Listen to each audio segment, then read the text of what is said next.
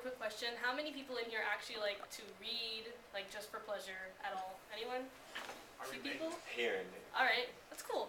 I'm actually kind of surprised by that. So I'm also someone who enjoys reading. So for those of you who don't like to read, hopefully by the end of the speech, you'll maybe want to change your mind, or maybe if I ask this at the end of the year, we'll have even more people who enjoy reading. So we're going to talk about how reading affects your brain, how we can also make people who are considered weak readers strong readers, both children and people like of our age, teenagers, and how even if you're someone who maybe doesn't like to read, you can probably find some use in what are e-readers like Nooks and stuff, and you can listen to books. So for the first one, reading can affect your learning. A study in Stanford found that in children that they did the study on, when they taught them how to do phonics reading, like sounding out the word, like cat, like C-A-T, or compared to those who were just taught the entire word association, the children who were taught the phonics learning had a better time recognizing the word once they were shown it after they were taught it, and recognizing new words related to the letters. They also found that the children who were taught the phonics learning had more activity in the left hemisphere of the brain compared to the children who did the whole word, which had more activity in the right side of their brain. So this is something interesting, and it's also been found when they did the study with some adults, I think it was 16, that the left side of the brain activity is found with people who are more fluent, I guess, in reading. So this is something interesting that if you're someone who's a strong reader like I am, you may be related to that. Reading has also been found to help prevent or help get rid of ailments such as autism and dyslexia. For dyslexia, if you catch the child early enough, you can do intensive phonics and basically rewiring the brain so that way they have easier connectivity between what they're reading and like what they're understanding.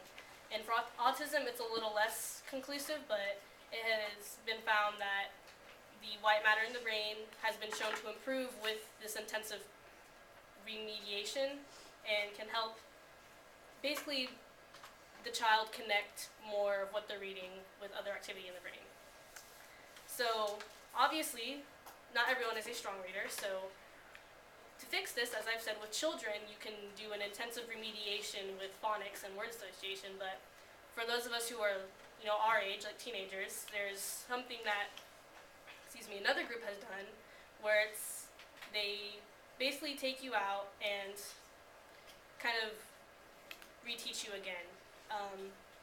Interestingly, a 2003 Department of Education assessment found that 25% of students entering 9th grade read at below basic levels and are unable to understand newspapers, news magazines, or their own textbooks. Ruth Schoenbach, co-director of West Ed, which is a group that helps with this, says that struggling students often bring the idea of what reading is from the way they are taught in early grades. You say the words, say them together, you get to the end and you're done. It's more about pronouncing words correctly than actively understanding. In later grades, not actively understanding is a danger and an academic liability. And I feel this is pretty reliable, considering that I've seen evidence of this in students that I'm in classes with, which is kind of disappointing. So basically what I'm saying is that as I encourage you to, if you're reading for educational purpose, that you stop, think about what you're reading, and then consider why you think that way, what is it that the author or writer is doing. Just kind of think about what you're reading and why you responded that way. And moving on to the next point then, if you're someone who doesn't like reading or has a problem just physically sitting down and like reading the words, you can use e-readers or a program that will read the book to you. Because it has also been found that even when you're listening to a story or a narrative, that you're conjuring pictures in your mind basically, unprompted. So you're seeing things, which has been proven to make it easier for you to recognize images once they're shown to you after you've read. So, Gary Small, who is the director of the Longevity Center at California, Los Angeles, says that your brain can adapt to e-reading within 7 days. So it's not something that will take a long time, like physically reading. So for those of you who may be interested in getting into e-reading or just aren't really readers right now, this could help you. So in conclusion, reading is kind of a pastime that's lost among a lot of our peers, at least some of the ones that I talked to. So if you don't like reading now, if you're one of those people who didn't raise your hand in the beginning of the speech, I encourage you to go out and just read a little bit each day. You don't have to read an entire novel or the entire newspaper, but just read like a little segment of it. Think about what you're reading, why you're reading it, why you reacted that way.